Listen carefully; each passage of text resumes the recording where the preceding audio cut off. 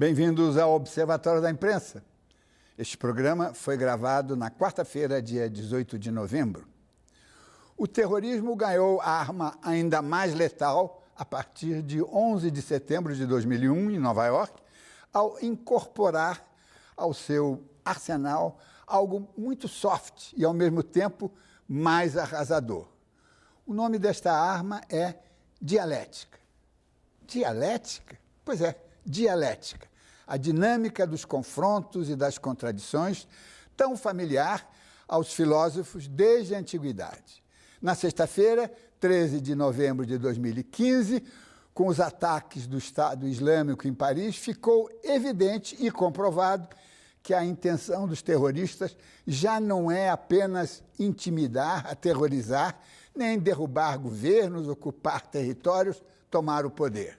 Ao contrário, os terroristas estão empenhados em provocar solidariedade, indignação, raiva e, sobretudo, intensas reações, poderosas retaliações e vinganças. O que pretendem é a infinita ampliação dos conflitos, a multiplicação do número de vítimas, jorros de sangue mais intensos e contínuos. E conseguiram.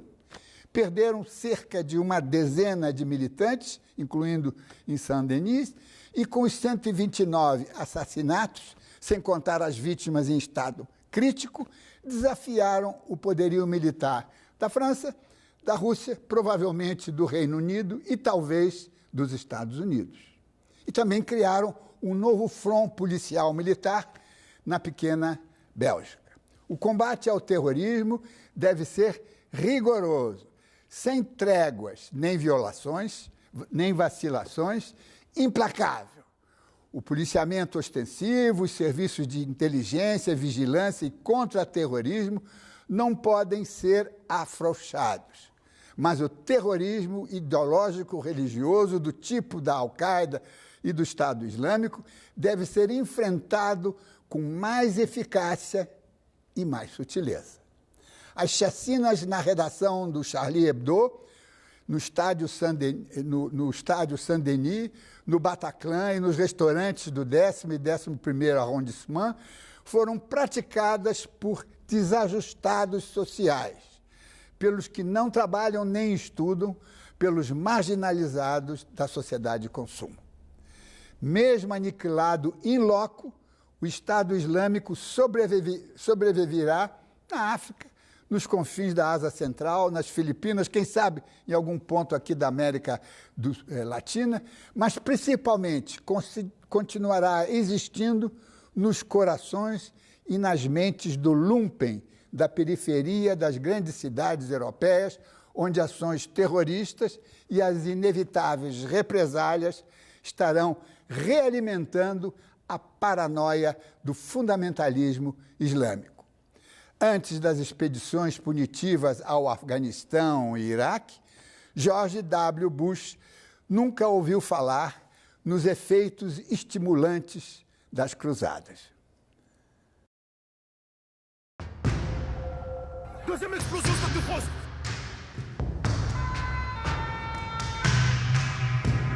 Il n'y a rien sur eux. Vous y arrivez parce que vous êtes une barbole, vous êtes...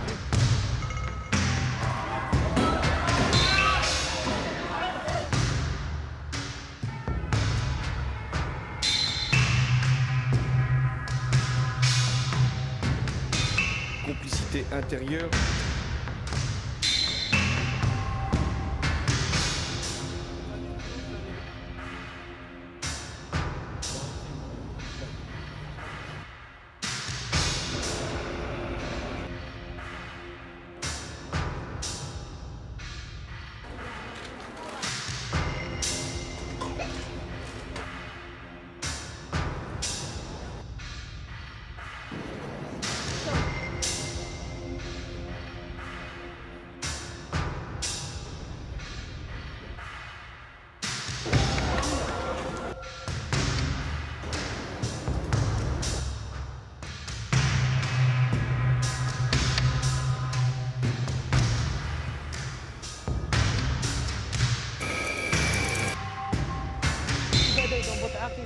président novembre 2000.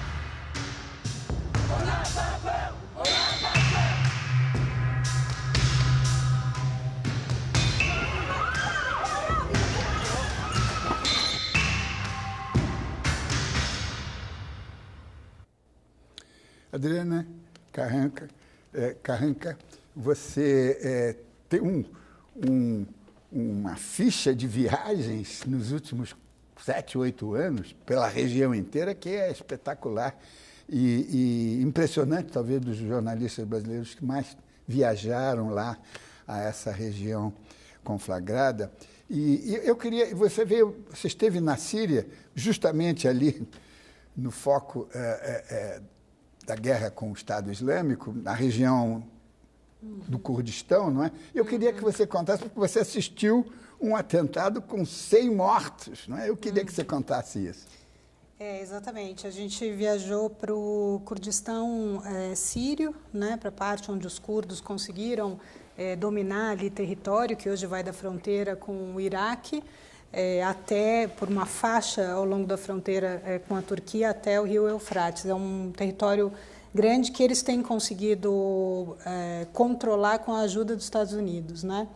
Mas nós fomos a Hasaka, que é no fronte com o Estado Islâmico, é uma cidade que foi retomada, uma província que foi retomada recentemente do Estado Islâmico, e o que aconteceu é que eles deixaram para trás militantes infiltrados nessa cidade.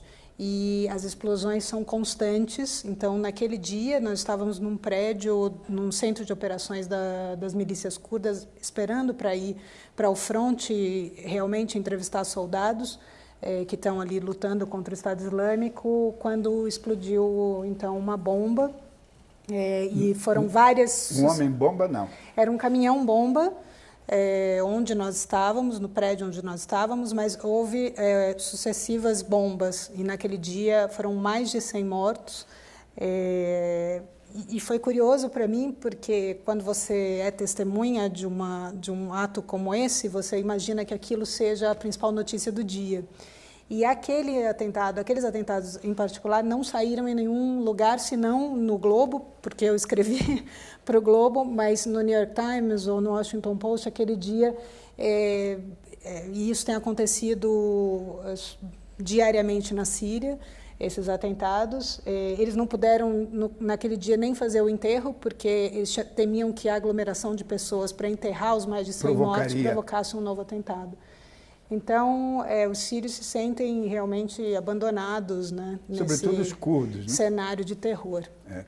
Não, isso é interessante para nós, jornalistas, porque a discussão, e não será travada aqui, do que o que é mais importante, os mortos que eu vi ou os mortos que eu não vi, mas que estão em outro lugar, essa é uma discussão interminável e que nós não vamos talvez um dia trazer para cá, mas não hoje, não é? Marcos Vinícius Freitas, agora na sua área da ciência política, da observação da política internacional, nessa confusão de participações, a gente não sabe direito, agora a Rússia passou para o lado de cá, há uma acusação muito forte, que eu acho injusta, de que o Barack Obama é um covarde. Como é que você vê isso? Bem, se nós pensarmos, né, o 11 de setembro e todos os resultados que vieram, a gente observa que o presidente Bush teve uma mão muito mais pesada dentro dos Estados Unidos nesse sentido. E criou até um pânico coletivo muito maior do que depois se sentiu com o presidente Obama.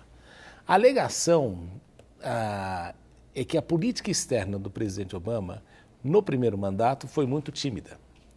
E a política externa no segundo mandato foi dentro da expectativa de um presidente americano de segundo mandato. Porque, no geral, o presidente dos Estados Unidos, quando chega no segundo mandato, ele se dá conta de que a agenda interna dele está sacrificada. Então, ele tenta começar a fazer algumas coisas de maior impacto internacional. Por exemplo, a questão de Cuba, a reatar relações diplomáticas com o Irã, essa renegociação toda do processo que a gente tem observado. Então, a segunda agenda do segundo mandato tende a ser mais internacionalista, no sentido de buscar um legado. O grande problema que eu sempre digo é que o Obama recebeu o Prêmio Nobel da Paz no primeiro ano de mandato. Isso é uma tragédia. Não dele, né, que ele não podia recusar. Não podia recusar, mas foi uma coisa assim fora da realidade. E o que se acha complicado, e muitos vão alegar nesse sentido o problema dele, é que a Síria hoje em dia já conta com mais de 300 mil mortos, num conflito que dura 5 anos e que está causando uma pressão na Europa que ela não estava preparada para receber há muitos anos. Este fluxo grande de imigrantes para a Europa não tem acontecido há muitos anos. E o que a gente tem observado é que os europeus não se encontravam preparados para isso e queriam manter mais ou menos o problema isolado ali na fronteira, sendo um problema do Líbano, da Turquia. Só que chega um ponto em que este número de pessoas é tão grande que esses países não têm mais condição de conter. Resultado disso é que esse fenômeno pode atrapalhar toda a região, indo para os Emirados Árabes, afetando mais a Jordânia. Então, são problemáticos aí. Resultado disso é que o presidente Obama deveria ter agido, mas não o fez. E a única coisa que eu queria esclarecer aqui é que ele não fez também por medo daquilo que aconteceu no Iraque. Então, são problemas aí graves que ele tem de enfrentar internamente. Como é que você vê isso? Acho que tem uma outra questão também, que o Obama ele se envolveu em muitas guerras mais secretas. Nunca houve tantos ataques com drones quanto no mandato do presidente Obama, muito mais do que com o presidente Bush. Aquele jornalista, o Jeremy Scahill, que foi indicado ao Oscar até com a Dirty Wars, né, Guerras Sujas, mostrou que as operações secretas dos Estados Unidos se estenderam para mais de 70 países na gestão do presidente Barack Obama, com drones e execuções sumárias de suspeitos, familiares de suspeitos, enfim. E com isso se entende que houve um avanço contra a Al-Qaeda, porque se conseguiu quebrar a liderança, né, da Al-Qaeda, mas se conseguiu também, com toda a questão da vigilância eletrônica, que a gente cobriu muito, que chegou até na presidente Dilma, né? Claro. Que conseguiu também evitar muita transferência de dinheiro, que era como a Al-Qaeda operava. O problema do terrorismo é que você combate aqui, ele nasce ali. Você não combate o terrorismo porque ele é uma ideologia. E a ideologia você não mata matando os militantes, porque ela florescerá em outro ponto. Então, acho que o presidente Barack Obama tentou lutar contra isso de uma forma mais secreta para não entrar no lodaçal do Iraque, né? Mas acaba que você não consegue realmente parar com isso, senão acho que a gente precisa de outras estratégias para lidar com essa ideologia. Marcos Vinícius, me diz uma coisa, há alguns silêncios que são muito angustiantes nessa crise, né, começada no dia 13 de novembro. As Nações Unidas, o Ban Ki-moon, que é um homem muito falante, muito ativo, proativo, né? Embora a gente não entenda o inglês dele, mas tudo bem, tem a tradução.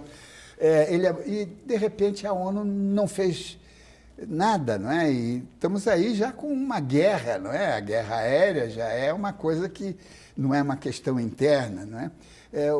A ONU está calada. Não é? A Alemanha, com toda a solidariedade e tudo, mas ela também está calada. Como é que você vê esse desbalanceamento de reações? Eu entendo a reação. Primeiro, logo que saiu, houve o ataque, ele fez aquela declaração típica de que há uma preocupação, que deve ser resolvida essa questão. Agora, é um assunto delicado, porque você tem ainda que resolver algumas arestas entre aquilo que o Ocidente acredita quanto à permanência do Bashar Assad e aquilo que os russos até recentemente acreditavam quanto à permanência dele. Então, enquanto este conflito não for resolvido, e me parece nos últimos dias que as negociações estão mudando, também até pelo ataque do avião russo, né? Isso é uma forma de mudar. Né? Então, tanto é que o presidente Putin logo em seguida disse que deveria resolver a questão do Estado Islâmico. Agora, não consegue se resolver a questão do Estado Islâmico, que passa justamente pela questão da Síria. Então, o secretário-geral das Nações Unidas, ele sabe o quanto ele pode fazer, mas ele entende que qualquer reação ali, se pressupor, se você levar em consideração que precisa necessariamente, não mais drones, né? Mas você precisa de tropa no solo, efetivamente lutando, e considerando que os americanos têm, de alguma maneira, se desengajado por medo de algumas situações do passado, então ele fica um pouco com as mãos atadas, porque ele também não pode sair condenando os seus membros a fazerem qualquer coisa. Até porque o núcleo forte da ONU é o Conselho de Segurança, né, que é composto pelas 5 nações mais envolvidas em todas as guerras, né, Rússia, França, Grã-Bretanha, Estados Unidos e China, como exportadora de armas. Então, acho que como o professor diz, o Ban Ki-moon sabe os limites da sua atuação. Ele poderia vir a público discursar, mas efetivamente quem delibera sobre as guerras é o Conselho de Segurança. Claro, claro, claro.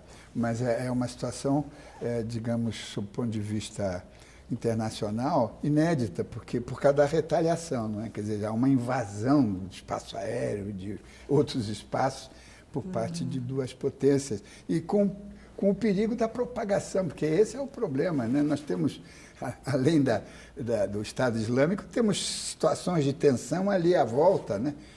Na Crimeia. Né? E também ali, na verdade, quando a gente fala em crise dos refugiados na Europa, a crise dos refugiados é na Síria, né? A crise é na Síria. Provocada por essa guerra e nos vizinhos. Você imagina, o Líbano, de cada 4 moradores do Líbano hoje, 1 é refugiado sírio. E num país muito pequeno, onde o balanço étnico e religioso é muito sensível. Precário. Então,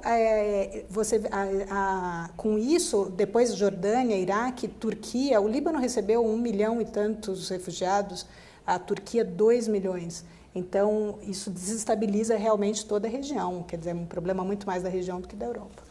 Vamos fazer uma breve pausa e o Observatório da Imprensa volta já já.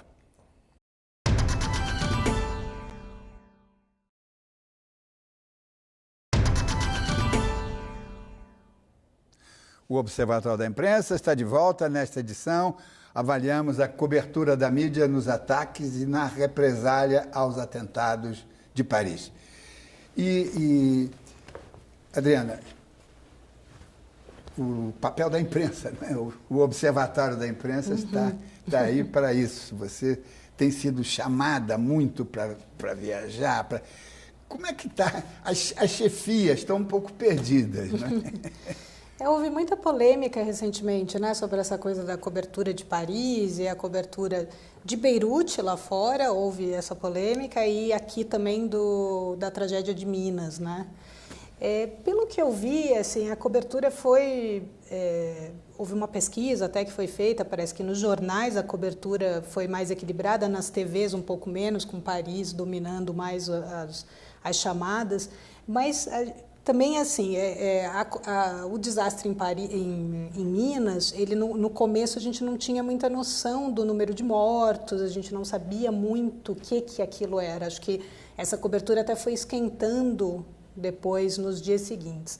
E Paris ali já em algumas horas estava claro que eram muitos mortos, né? E a gente tem que ver também que o terrorismo, ele não é uma coisa que afeta, ou atinge ou ameaça só a Europa, ou a Síria, ou Beirute. Nós temos as Olimpíadas ano que vem, né? É uma ameaça real e que a gente precisa discutir. Pois é. Professor Marcos Vinícius Freitas, esse problema, não é? Esse problema todo que aflige a nós, jornalistas, de saber... qual é a importância do fato, o balanceamento, como é que nós conseguimos fazer isso? Na mídia tradicional, na antiga mídia do meu tempo, né? Você equilibra isso muito bem na primeira página, né? Você joga com títulos. Na mídia social, na mídia digital, é uma coisa de cada vez. E aí o que é mais fascinante acaba virando um rolo compressor. Né? Como é que... Você está de fora, como é que você vê isso? Eu acho complicado a gente querer qualificar o morto. Exato. Não é? Essa questão aí. Qual é o morto mais importante? Morto mais importante? Mas o que a gente tem que entender é qualificar o fato. E qual fato tem um maior alcance e que preocupa mais a todos nós? O que houve no caso de Minas foi um problema que tem que ser resolvido, talvez por falha de fiscalização, uma série de coisas. No outro, pessoas inocentes estão andando na rua, elas estavam participando de um evento e o terrorismo cria este pânico coletivo e esta insegurança coletiva. Nós estamos aqui no estúdio gravando e qualquer coisa poderia acontecer conosco, né?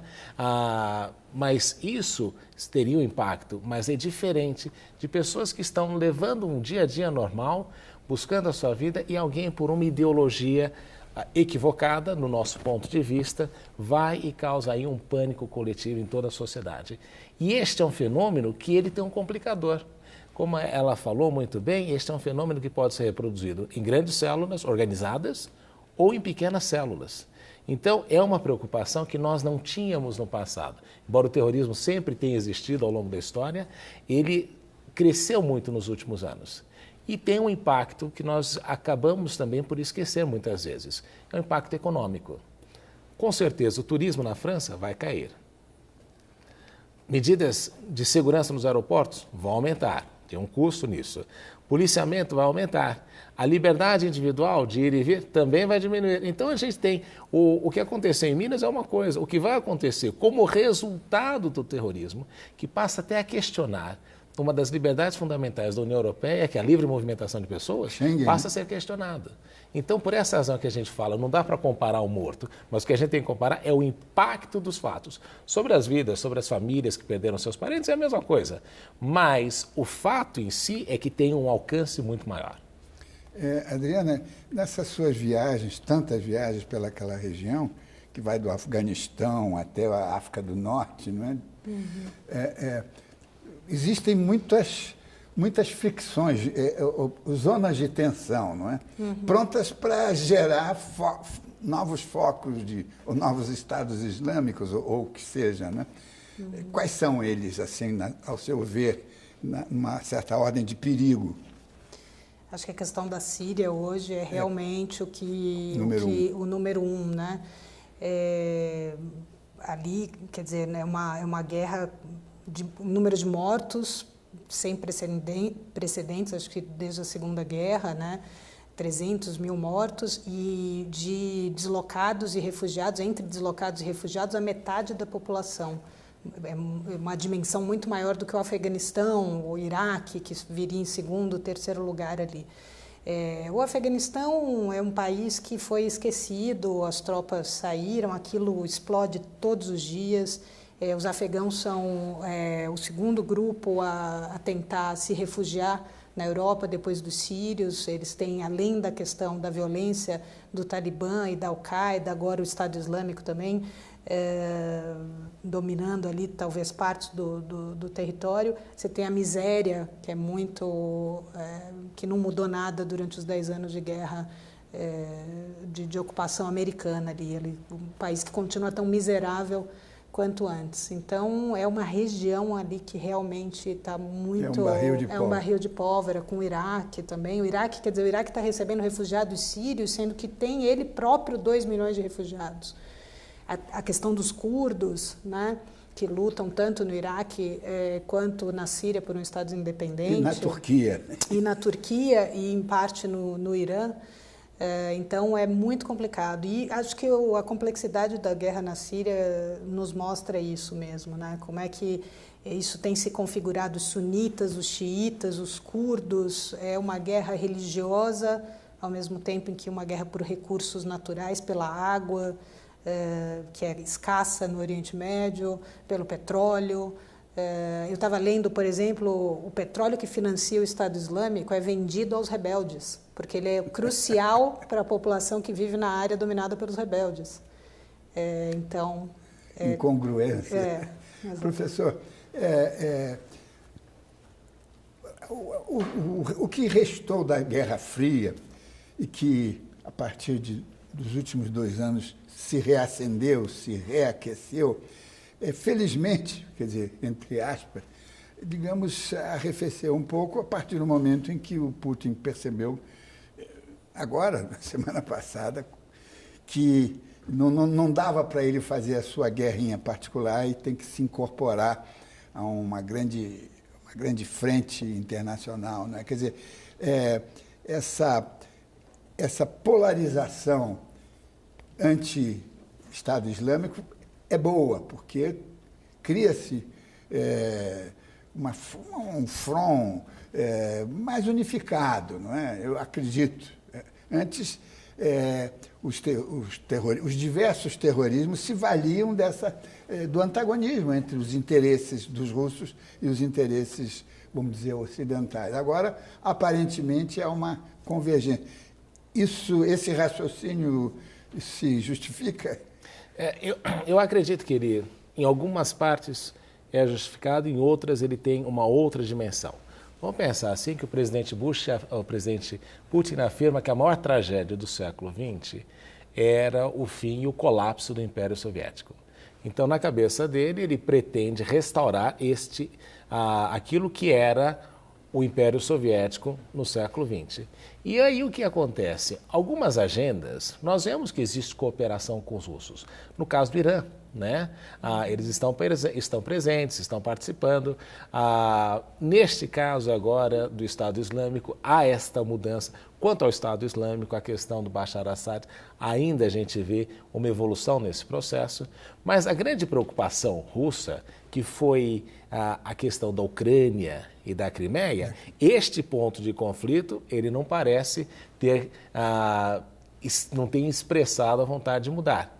E também uma possível expansão da OTAN em áreas que eram de influência russa também o preocupam. Então, o que a gente observa é que muitas pessoas colocaram a Rússia como se tivesse sido uma potência do passado e que tinha perdido a sua relevância. E ele tenta acenar que, apesar da economia enfraquecida, de ter um envelhecimento de população, uma série de coisas que poderiam ser consideradas negativas, ela não pode ser retirada do jogo. E é isso que é importante a gente entender. Então, sim, haverá cooperação nas áreas em que existe interesse, mas com certeza existem muitas áreas conflituais entre os Estados Unidos, os interesses da própria Europa, que aí, em razão da proximidade, tem que se ajustar muito mais rapidamente àquilo que os russos querem, e também em relação ao resto do mundo. Agora, Adriana, estamos falando sobre a imprensa. Será que o leitorado brasileiro, eu acho que isso vale para a América Latina toda, ele se interessa por essas nuances todas da política internacional, ou ele só se agarra aí à política internacional quando ela fica espetacular, e aí, sabe, Bataclan? Acho que isso é uma realidade. Existe até, enfim, os psicólogos estudam um fenômeno que é a gente desenvolver maior empatia por aquilo e aqueles que nos são familiares. Então, talvez o brasileiro se identifique mais com o ataque que ocorre em Paris, porque é mais provável que ele esteja, ou pelo menos o brasileiro que consome a mídia tradicional, como você colocou, dos jornais, né? Porque é mais provável que ele esteja passando férias na França do que ele vá à Síria, ou mesmo a questão de Minas, né?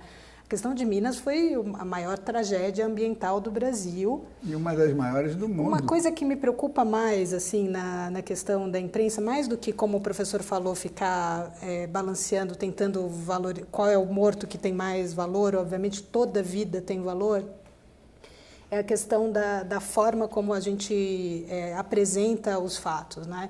Então, no começo falava-se de Minas como um acidente. Minas não foi um acidente. Aquilo estava muito previsto, todos os relatórios apontavam para a possibilidade, o último que eu vi, de 50% de segurança da barragem. Bom, você tem 50% daquilo arrasar com uma comunidade inteira e com o rio, aterrar todos e o rio. Depois, falando da Samarco, a Samarco, a Vale é dona da Samarco, e se fala muito pouco disso. Vale, que era Vale do Rio Doce, e tirou o Rio Doce do seu nome. emblematicamente, né? Não, mas aí eu acho que foi para ficar mais curto. Aí não sei não podia enfim, prever. Mas é simbólico. Não, claro que não podia prever, mas é no mínimo simbólico. E acho que a gente tem que dar nome aos bois. Aí, na questão de Paris, quando houve aquela história do passaporte sírio, se falava em que o terrorista sírio, um dos terroristas podia ser sírio.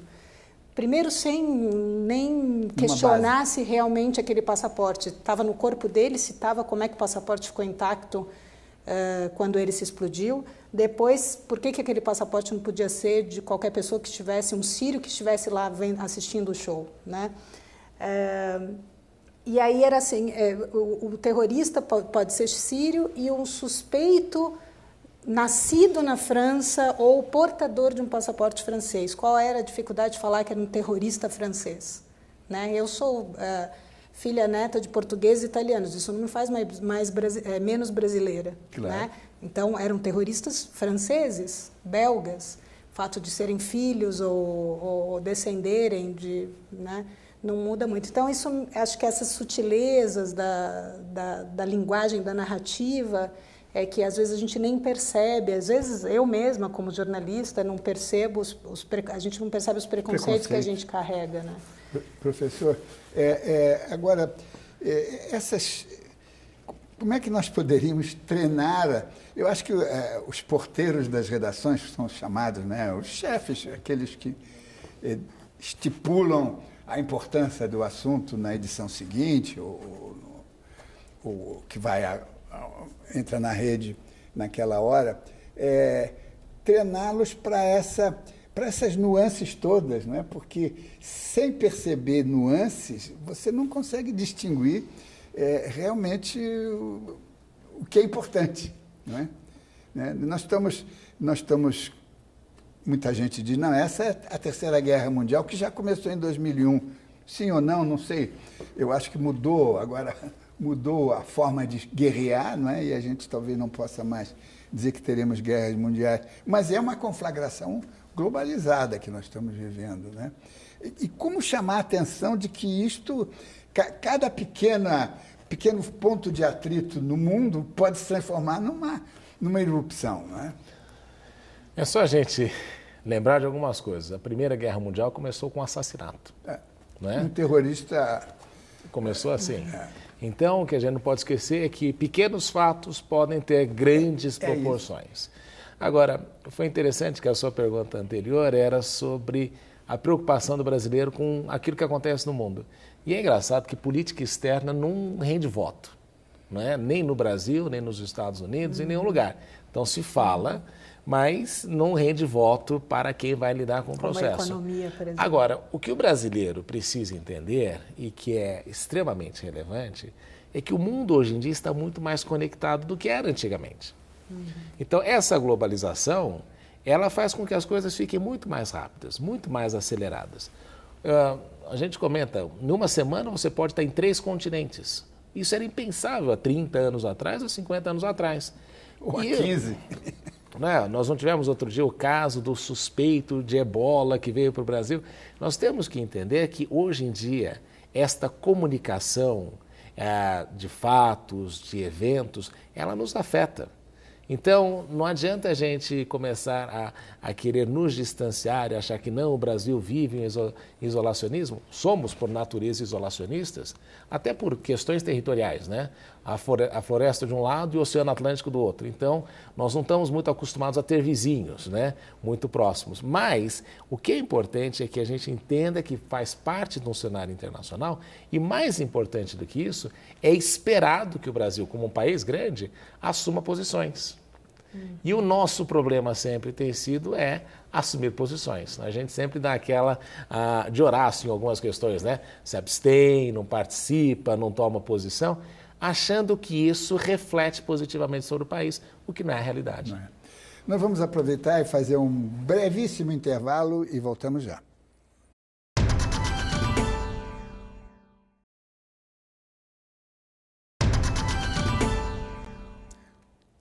Estamos de volta com o Observatório da Imprensa, que hoje trata dos grupos extremistas que usam a mídia para divulgar atos terroristas.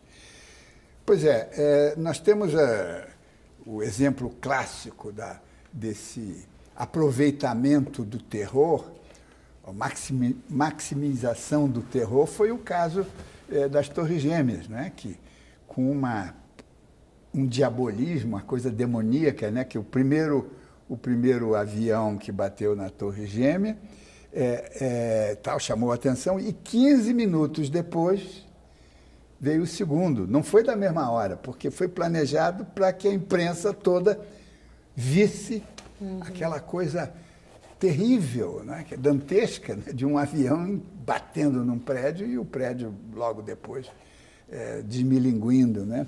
Então, essa é o uso do terror, não é?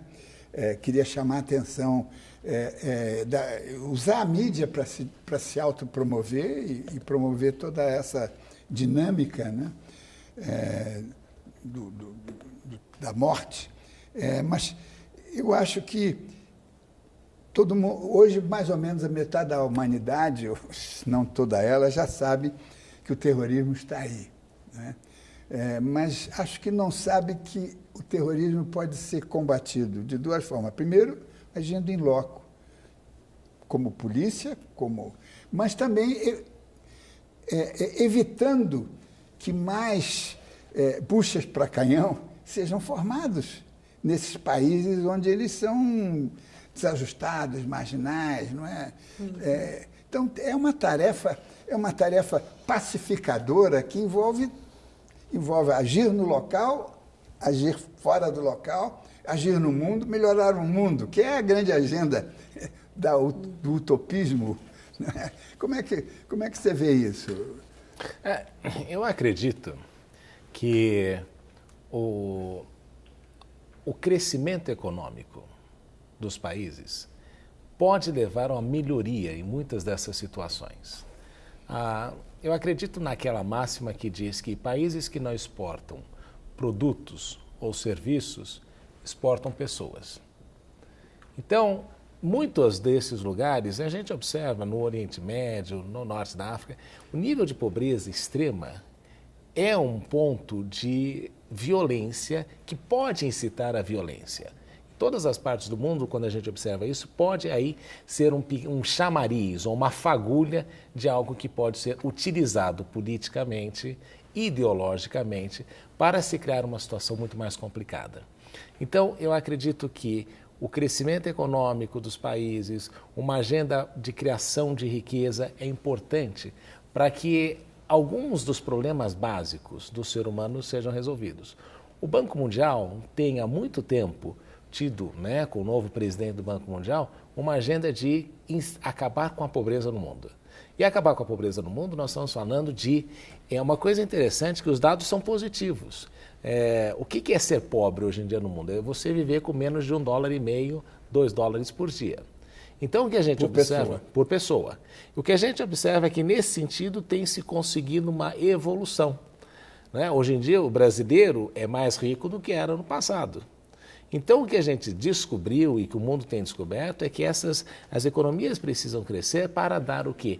O ser humano uma sensação de bem-estar. E quando ele tem esse bem-estar, algumas coisas são deixadas de lado. Ele não quer subverter. Ele não quer subverter.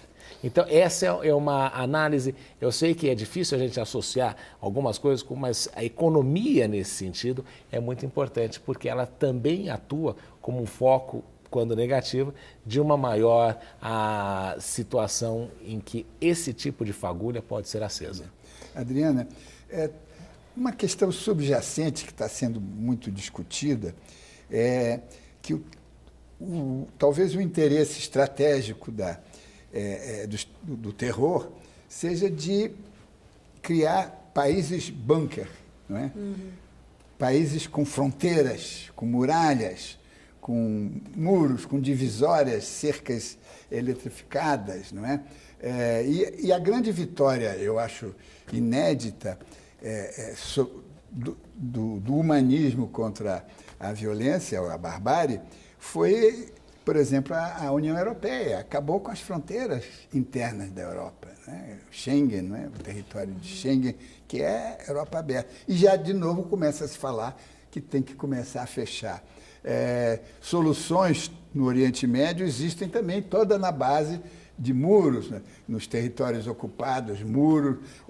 Nos Estados Unidos querem colocar um muro na fronteira entre México e Estados Unidos. Em suma, essa política de muros e de fronteiras.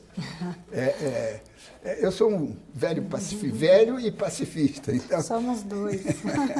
Então, como é que a gente faz isso? É complicado, né? É o que a gente estava falando da ideologia. Você mencionou a questão midiática dos grupos terroristas, desde a Al-Qaeda até o Estado Islâmico. Você percebe isso muito forte, né? Como eles realmente, deliberadamente usam a mídia.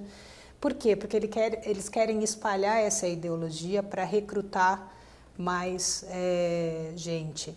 E além dessa questão da pobreza que o professor falou, tem a questão do sentimento de marginalidade, que é justamente esse sentimento que é criado quando você sobe muros, quando você separa a periferia da né, do centro, o Oriente Médio, né, o Oriente, o Ocidente.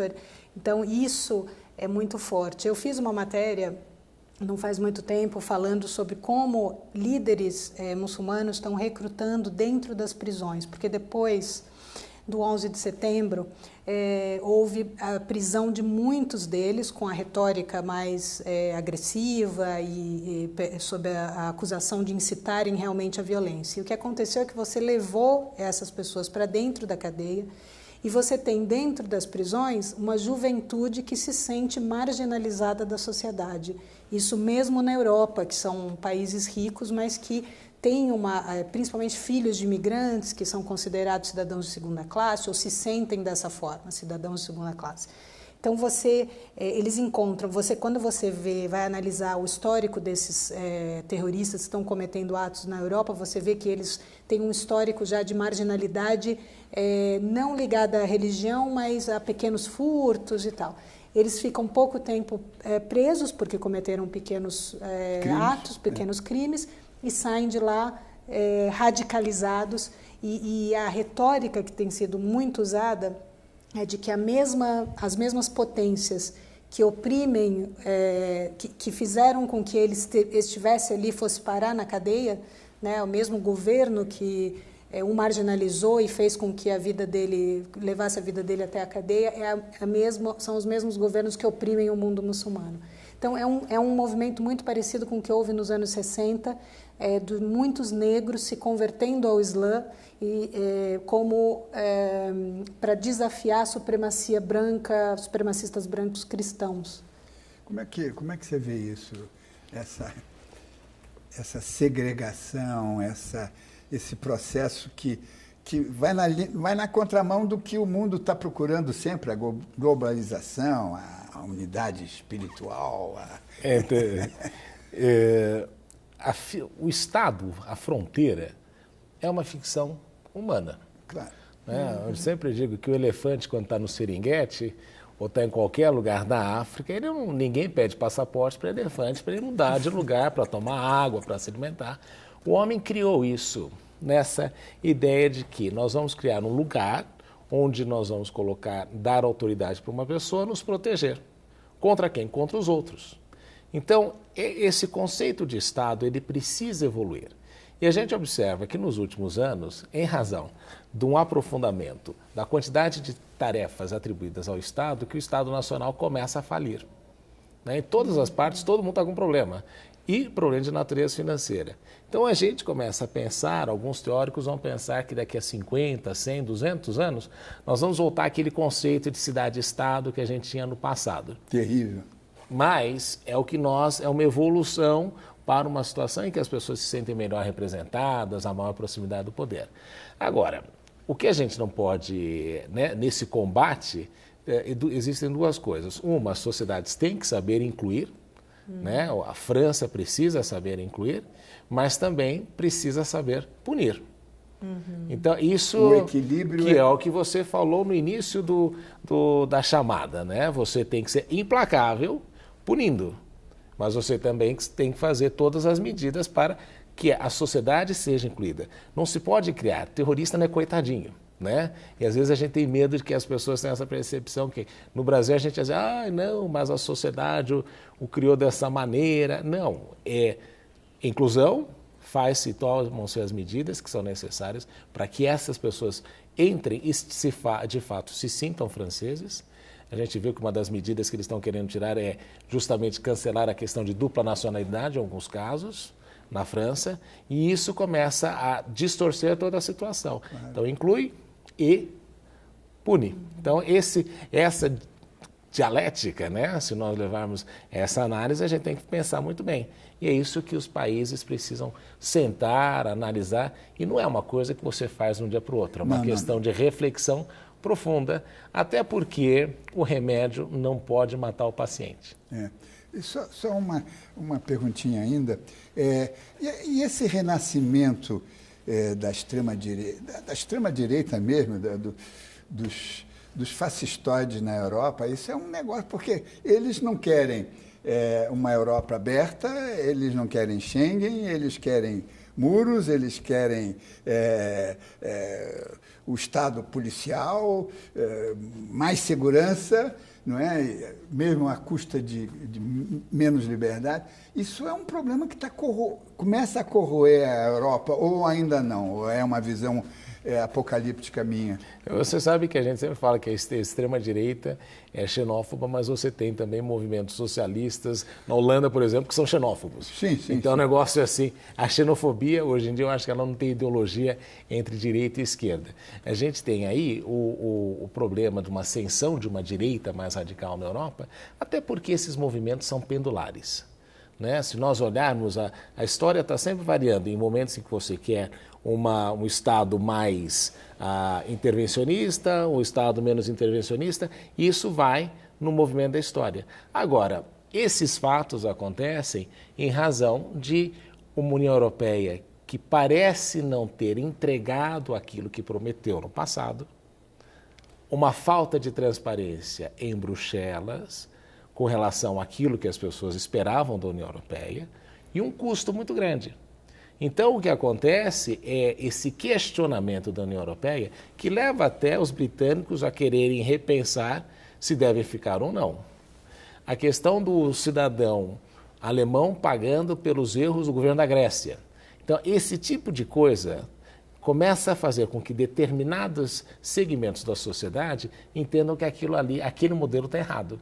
E a proposta, nesses casos, pode ser uma proposta extremamente radical, mas o que a gente tem observado também nos últimos 70 anos é que a Europa tem conseguido administrar esses radicalismos. Afinal, a gente tem que olhar que foi uma Europa que, na década de 40, vivia o nazismo e depois disso virou uma Europa social-democrata e que conseguiu uma grande expansão econômica.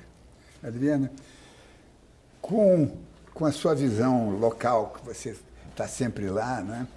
E como é que você vê, quer dizer, como é que as populações desses países que você percorreu e conviveu veem esse mundo, não é? A Europa, os Estados Unidos, eles também, na sua escala de valores, que talvez não seja muito sofisticada, mas eles também distinguem coisas, não é? Assim, a situação hoje na Síria, na verdade, as pessoas estão simplesmente lutando para sobreviver, porque não há mais lugares seguros. Essa população ela começou a migrar da sua casa para a casa de um parente, numa região mais segura. Essa região já não é mais segura, eles passaram para um lugar mais perto da fronteira, já não é seguro, eles atravessaram a fronteira. Então, você hoje não tem um país que não funciona. Né? Você tem as áreas, por exemplo, dominadas tanto por um lado quanto pelo outro, desprovidas de abastecimento de água, de energia elétrica. A Cruz Vermelha encontrou cidades sem energia elétrica havia 2 anos, cidades que estavam isoladas pelos conflitos, porque eles controlam as estradas, então as pessoas não podem passar, então não podem fugir, sequer fugir. Então é um Estado falido que não funciona, não há nada funcionando. Os curdos estão tentando estabelecer nos territórios que eles conseguiram controlar com a ajuda dos drones americanos e tal, algum governo ali, mas muito incipiente. Eles estão todos no fronte como voluntários, praticamente todos os homens e, no caso dos curdos, as mulheres também. Afeganistão, que é outro país também, a miséria, enfim, eu entrevistei pessoas no Afeganistão que não sabiam nem o que era o 11 de setembro. Para eles era uma coisa muito distante. Se você for ver, ainda hoje 80% do Afeganistão não tem energia elétrica. É um país tribal, as tribos vivem nas montanhas. Tem um documentário que chama Restrepo, que é de um jornalista que depois até morreu na Síria. E ele acompanhou as tropas americanas no conhecido como Vale da Morte, ali na fronteira com o Paquistão. E aí a chegada dos soldados e os soldados tentando falar com aqueles líderes tribais e tal. E eu me lembro de uma cena assim, de um dos líderes tribais no dia seguinte indo bater na porta da base e os americanos super contentes, puxa, conseguimos trazê-los para perto da gente. E ele queria, na verdade, avisar os soldados de que um dos bombardeios tinha matado a vaca com a qual ele alimentava a família. Isso é o Afeganistão. Então não adianta você falar em estradas, emprego, isso não... Pois é. Temos apenas 1 minuto, só queria uma palavra final sua e outra sua, mas rapidíssima, palavra mesmo. Então, uma esperança ou o contrário, vamos apertar os cintos que o avião vai entrar em turbulência. É difícil, né, definir essa situação, mas uma das coisas importantes que eu acredito que deve acontecer também no mundo islâmico é aquilo que aconteceu na sociedade ocidental. O mundo islâmico precisa passar por um renascimento. E aí eu preciso todo aquele processo de separação de igreja e Estado, complicado, porque é da essência do islamismo essa união em algumas coisas do Quase Corão. Todos. Né? Mas o mundo islâmico precisa passar por esse renascimento. E cabe à sociedade ocidental justamente auxiliar nesse processo. Adriana. Eu acho que a gente precisa entender melhor o que tem levado todos esses jovens a se unirem a grupos terroristas. A gente não entende ainda, existem algumas sinalizações, como eu falei, da questão da prisão, sentimento de marginalidade, mas de forma alguma explica tudo. E isso a gente está combatendo uma ideologia. Não se combate uma ideologia só com armas. Pelo contrário, a gente tem visto isso desde o 11 de setembro. Você combate aqui, você mata militantes aqui e eles reflorescem com outro nome, outra marca, Al-Qaeda, Estado Islâmico, em outro lugar. Chegamos ao final desta edição. Quero agradecer a presença aqui, a presença e os ensinamentos e a motivação dos nossos convidados aqui em São Paulo, a colunista Adriana Carranca e do professor de Relações Internacionais Marcos Vinícius Freire. E lembre-se, assistindo ao Observatório da Imprensa pela TV ou então pela internet, você nunca mais vai ler jornal do mesmo jeito. Uma boa noite.